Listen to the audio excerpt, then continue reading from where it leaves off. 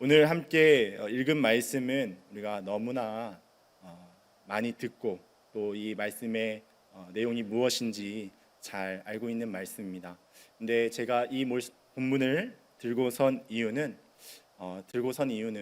다시 한번 우리의 말씀에 대한 우리의 태도를 점검하고 또 우리가 말씀이 아니고서는 하나님의 자녀로 살아갈 수 없다라는 것을 다시 한번 그 목적을 다시 한번 명확하게 생각해 보는 시간을 갖고자 함입니다.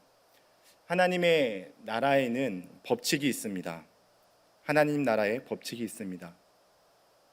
그것은 예수님을 믿고 자신이 성도다, 신자다라고 하는 정체성이 확립되었다라고 한다면 그 다음에 정상적으로 나아가야 하는 자리가 바로 말씀을 배우는 자리입니다.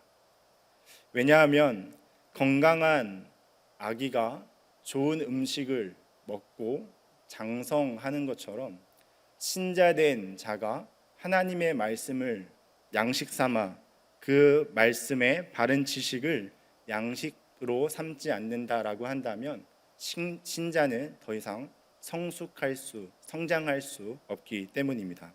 그것이 바로 하나님 나라를 소유한 신자에게 해당되는 하나님 나라의 법칙입니다. 그런데 예수님을 믿은 후에도 말씀을 떠나서 어떤 종교의 정통성이나 지레 짐작으로 생각하는 어떤 모양들, 종교적인 어떤 방법들에 의해서 신앙생활을 계속하게 되면 그러한 것들로 인해서 여러 가지 좋지 않은 결과들을 초래하게 되는 것입니다. 말씀의 권위를 뒤로하고 잘못된 모습을 보여준 일례가 바로 카톨릭입니다. 카톨릭은 항상 말씀보다는 교회를 우선시했습니다. 그래서 하나님의 말씀이라고 할 때 교회가 그것을 하나님의 말씀이다라고 인정할 때에 비로소 하나님의 말씀으로 권위를 가진다라고 설명을 한 것입니다. 그래서 종교개혁자들이 종교개혁을 일으킬 때 그 개혁자들이 신자들의 신앙과 생활의 지침으로서 그 무엇보다 가장 최고의 권위로 두었던 것이 바로 하나님의 말씀입니다. 교회가 먼저 있고 말씀이 그 뒤를 이룬다면 그렇게 취급해 버리면 여타 다른 어떠한 것들이 그 자리에, 그 중요한 자리에 서게 되는 결과를 얻게 됩니다. 그래서 말씀보다는 공동체의 다수의 의견이 우선되기도 하고, 말씀보다는 정통이 우선되기도 하고, 말씀보다는 교회의 어떤 정치 제도가 우선되기도 하는 그러한 패단을 가지고 오게 되는 것입니다. 그래서 신자는 무엇보다 말씀에 대한 태도, 그것을 점검하고 말씀을 통해 주시는 일반적인 은혜의 유익들이 있지만 하나님께서 성경을 주신 그 본래의 의도가 무엇인지를 생각하고 그 의도에 맞춰 나아가려고 하는 태도가 필요한 것입니다. 그래서 오늘 말씀을 통해서 성경을 대하는 우리가 성경을 배우는 잘못된 목적을 한 두 가지 정도 함께 나눠보고, 그렇다면 오늘 말씀을 통해서 궁극적으로 하나님께서 말씀을 통해서 우리에게 주시는 말씀의 의도가 무엇인지를 알아보고자 합니다.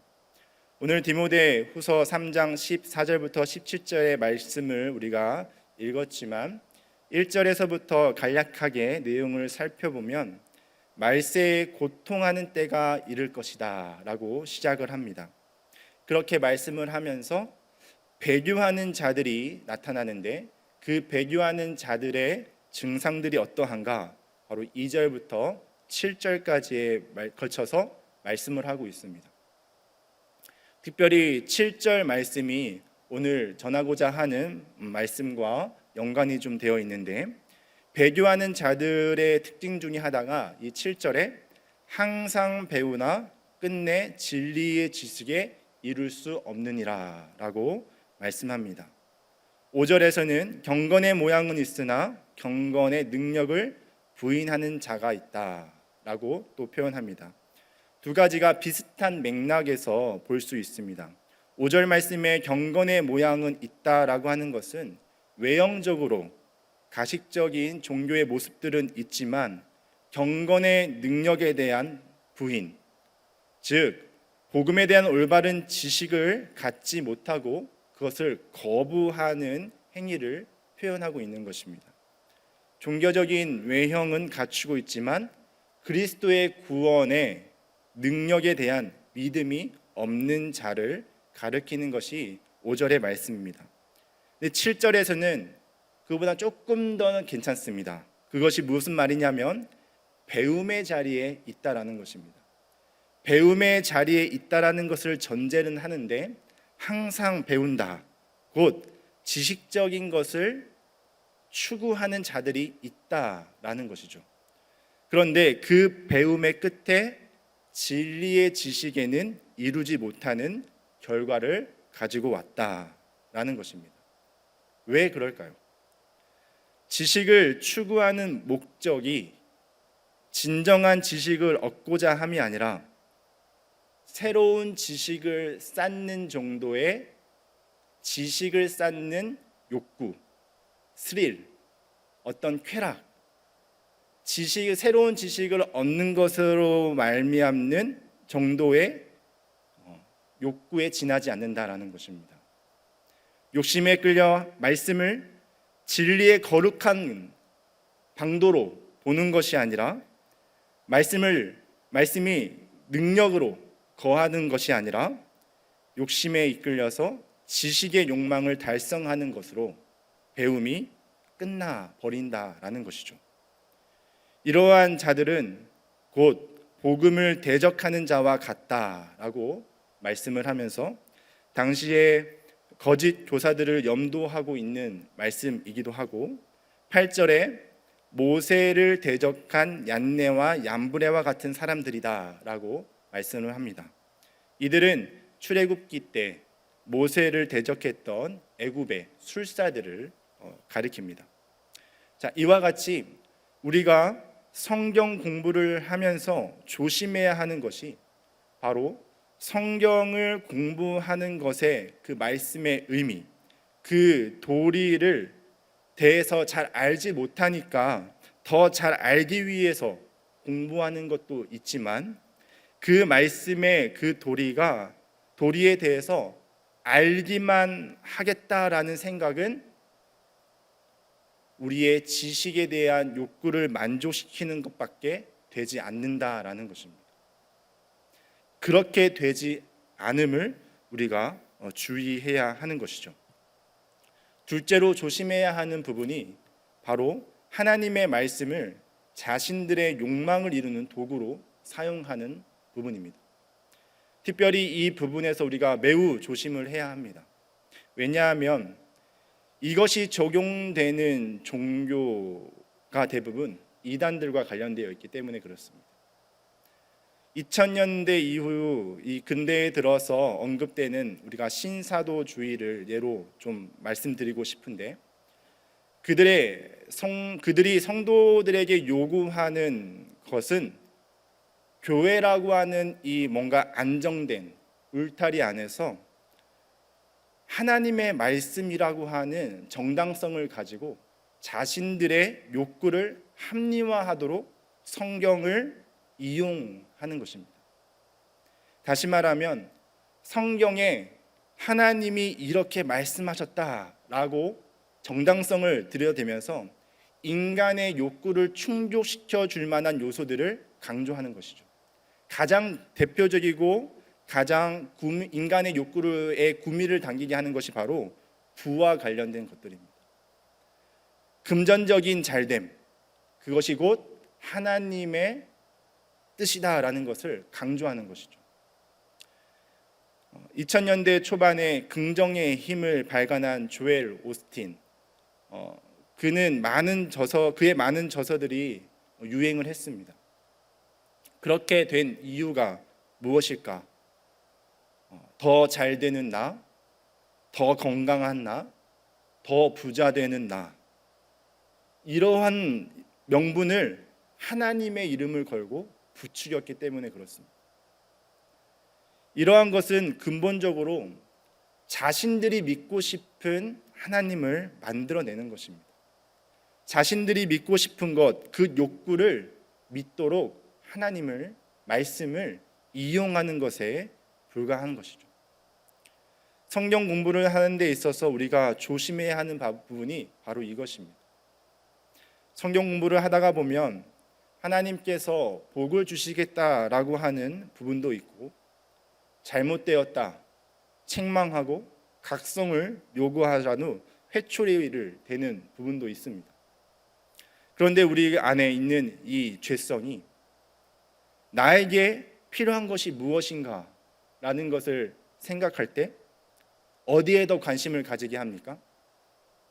잘 되는 것, 내 것으로 취해야 하는 것이 무엇인지를 선택하라고 할 때 내가 갖고 싶은 욕구를 더 앞세우게끔 한다라는 것이죠.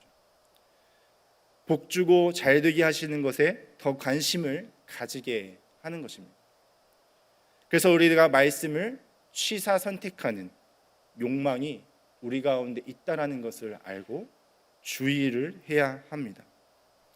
이 외에도 성경 공부의 본래 의미와는 다르게 우리에게 주의해야 할 것들이 있는데, 가령 성경을 대할 때 우리가 의식하지 못하는 가운데 마치 성경을 옛날 이야기처럼 대하는 태도를 취한다든지, 당시의 어떤 문화를 이해하고 싶은 어떤 교과서 정도로 생각을 한다든지, 조금 더 고상한 삶을 살기 위한 교양서나 도덕적 어떤 양심으로 살아갈 수 있는 어떤 그러한 고전의 수준으로 생각을 한다든지 하는 부분들은 우리가 조심해야 할 부분입니다.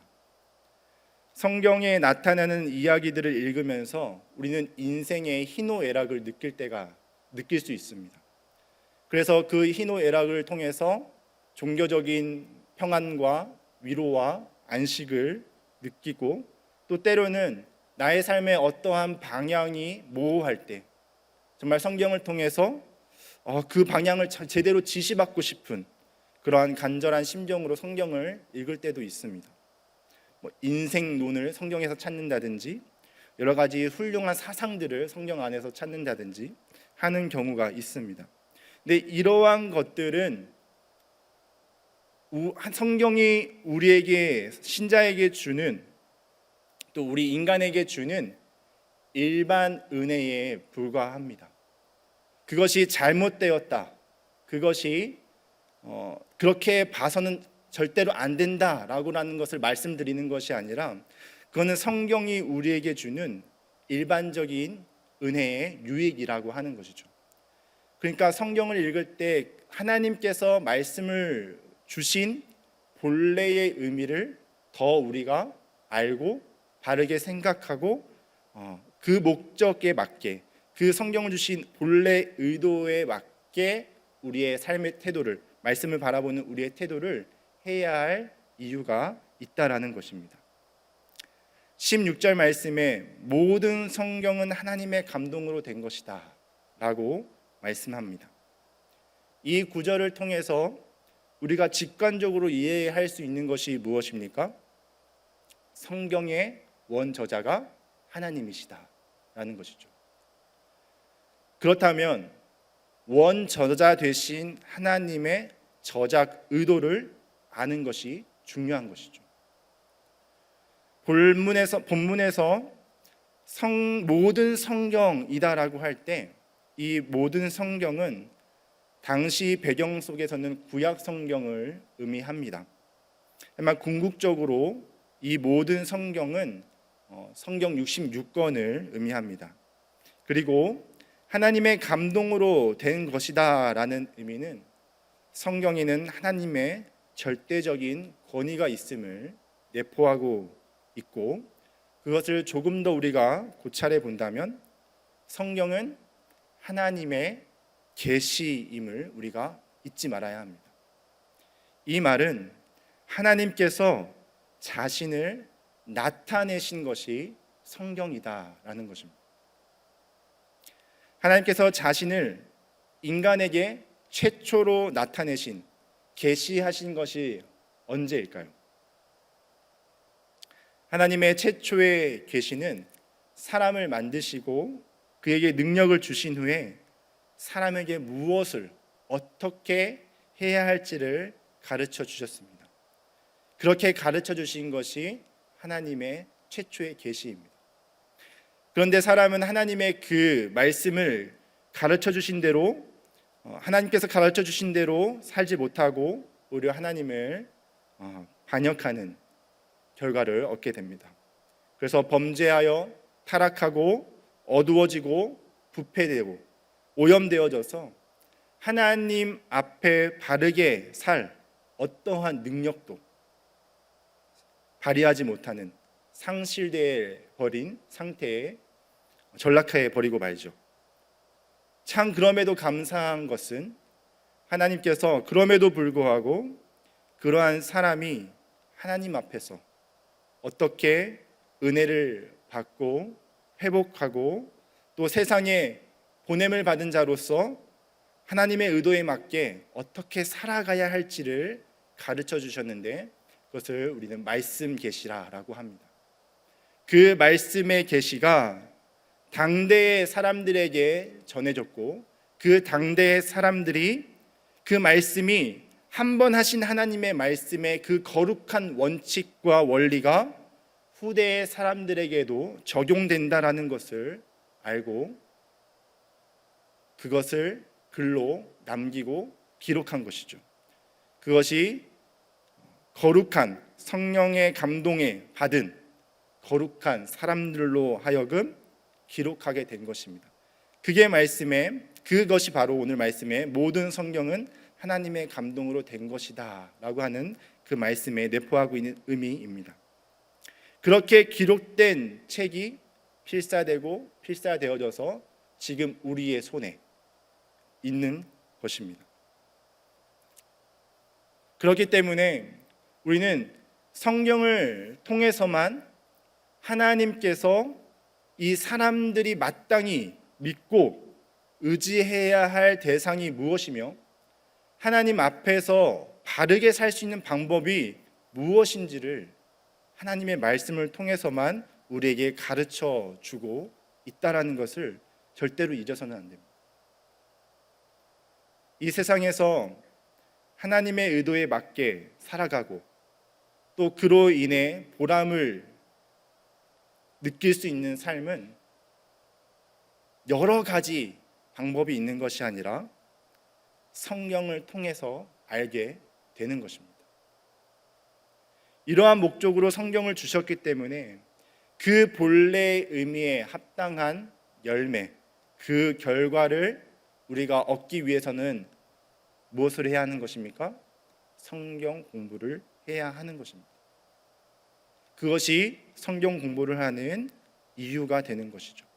그리고 공부를 할 때마다 하나님께서 가르치시고자 하는 말씀의 뜻이 무엇인가를 잘 깨닫고 생각하면서 그 방향으로 나아가려고 하는 우리의 태도가 필요한 것입니다.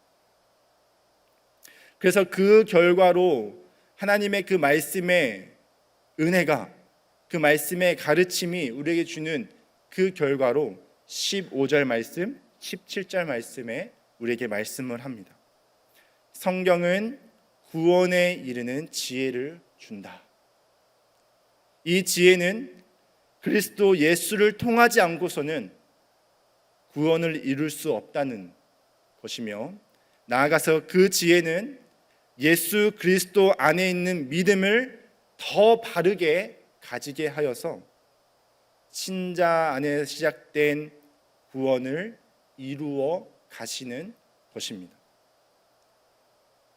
이렇게 구원을 이루어가는 과정 가운데 잘 우리가 믿을 수 없었던 일이라든지 혹은 어떻게 생각해야 할지 몰랐던 것을 말씀을 배움으로 바로 깨닫게 되면 깨달은 말씀, 그 깨달은 만큼 더 하나님을 의지하게 되고 또 믿게 되고 그로 인해서 하나님의 은혜가 이 신자 안에 풍성히 임하여져서 이 구원의 은혜를 더욱 풍성하게 누리게 되고 그 구원의 완성을 위해 한 발짝 한 발짝 더 가까이 나아가게끔 하는 것입니다.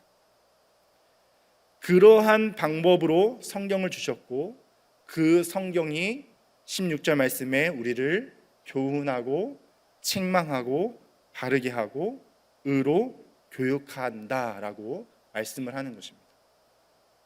하나님 앞에서 가져야 할 의무가 무엇인지, 우리가 훈련되어야 할 것이 무엇인지, 또 우리가 생활 속에 실제적인 지침으로서 하나님께서 우리를 다스리는 것이 무엇인지를 가르쳐 주시는 것이 무엇인지를 성경을 통해서 알게 된다라는 것입니다.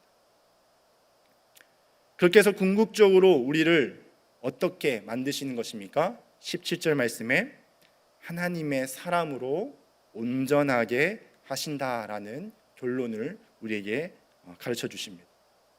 하나님의 사람이란 표현, 이것은 구약 성경에서 제한적으로 이 선지자들에게만 사용되었던 표현이지만 이 신약 성경에서는 신자 모두가 하나님의 성령을 받은 이 일반적인 의미에서 선지자의 역할을 감당하는 하나님의 사람입니다. 그래서 하나님의 사랑은 앞에서 말씀드린 말씀의 그런 총체적인 교육을 받음으로 빚어진 자를 말합니다. 그로 인해서 모든 선한 일을 행할 수 있는 자로 성경은 우리를 교훈하고 또 그 교훈에 일치된 행동과 삶을 살아가도록 한다라는 것이죠. 이 말씀을 에베소서 2장 10절에서도 이렇게 증언합니다. 우리는 그가 만드신 바라 그리스도 예수 안에서 선한 일을 위하여 지으심을 받은 자니 이 일은 하나님이 전에 예비하사 우리로 그 가운데서 행하게 하려 함이니라. 아멘.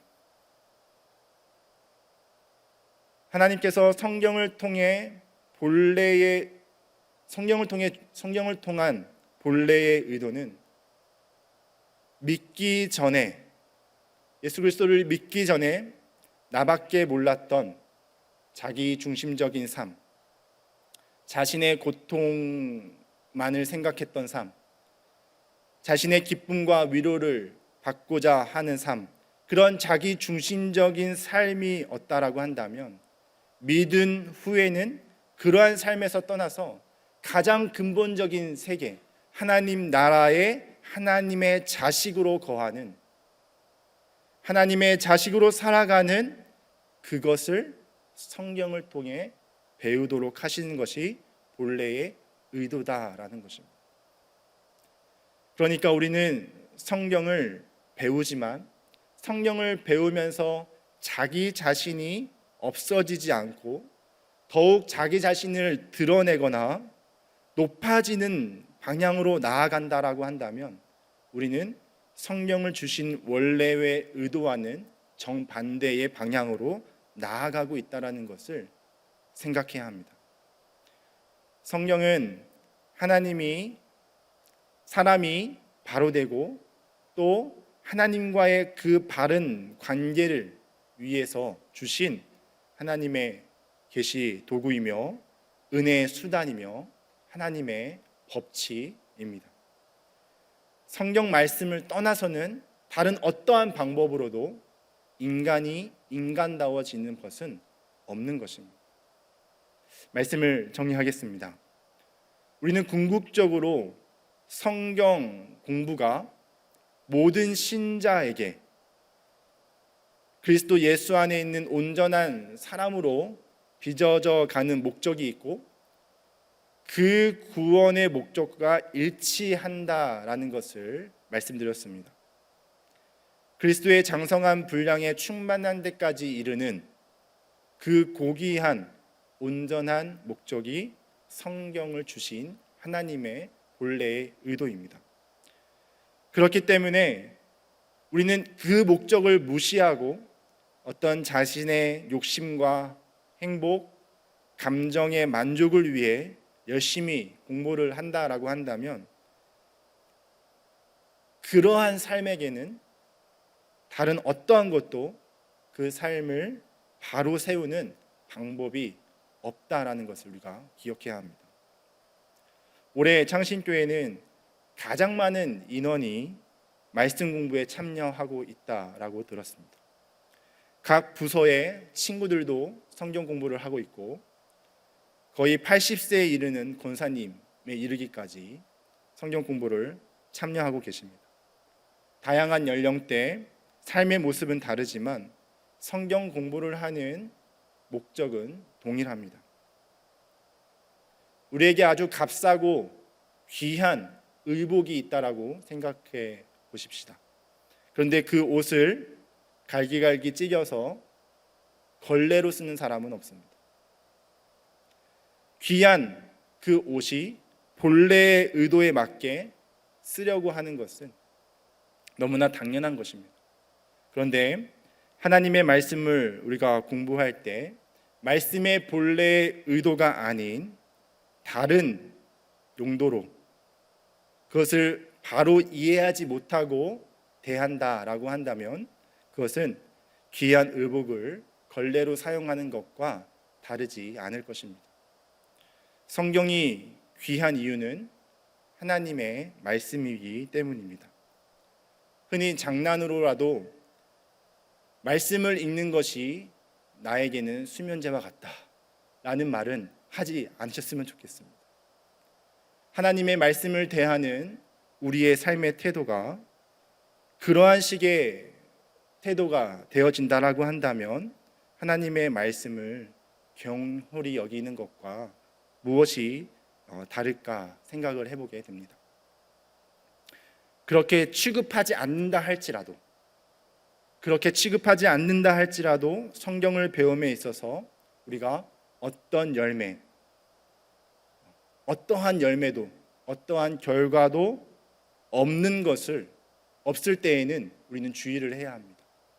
왜냐하면 우리의 말씀을 배우는 우리의 목적과 우리의 의도가 잘못되어 있을 수 있기 때문입니다. 왜 하나님의 말씀이 우리에게 있는가? 무엇 때문에 그것을 우리에게 주셨는가? 이것을 오늘 말씀을 통해서 우리가 바로 이해하고 또 배움의 자리로 나아가는 우리 창신의 모든 성도님들 되실 수 있기를 주님의 이름으로 간절히 축원드립니다. 기도하겠습니다.